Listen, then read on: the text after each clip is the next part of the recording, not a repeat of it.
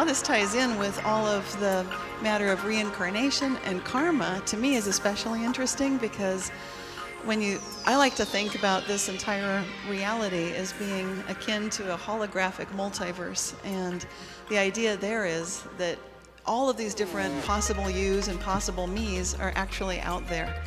But it's not so much that they're out there as that we are not any one of these physical realities that we tend to assume that we are. You and I are actually consciousness.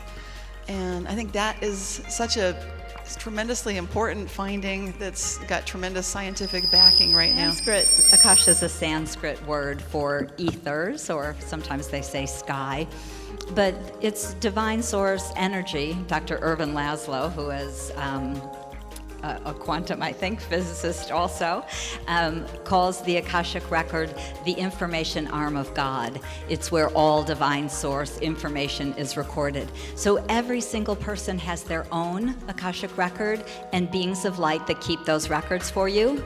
Our businesses have records, our pets have records, our soul families and groups all have records.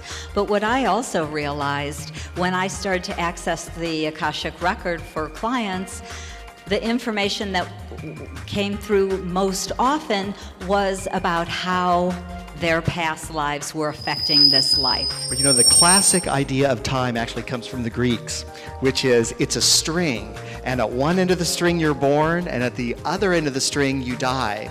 And then the Greek idea was the gods have the scissors, and if they get unhappy with you, they just cut the string, and that's it. Now, Stephen Hawking took that same model of time, that it's a string, but he said it's a string that's wound into a ball.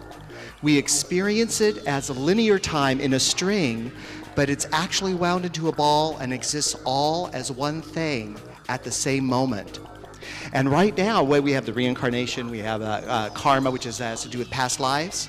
There's a phenomenon that I believe is happening on the planet right now called concurrent lifetimes. The fact that we have all lived many, many lifetimes, and we have a lot of documentation going back to Atlantis, going back to Lemuria, far back. And then we decide to incarnate. I myself probably have had 15 past lives where I've been under hypnosis, and I remember a lot of the past lives, and I see that having a past life done, whether it's through a reading or under hypnosis or however you want it, we're complicated people. It's funny you talked about the string, because in Scandinavia, especially in Norway, when you're born, you get this huge candle. And then when you get baptized, you burn it a little. Then, whatever it is, you graduate from high school or whatever, then you get married, you have a child, and the candle starts going down. And then when you die, you put it by your coffin or wherever, and you finish burning. It's just about the same principle as the string, It's very funny.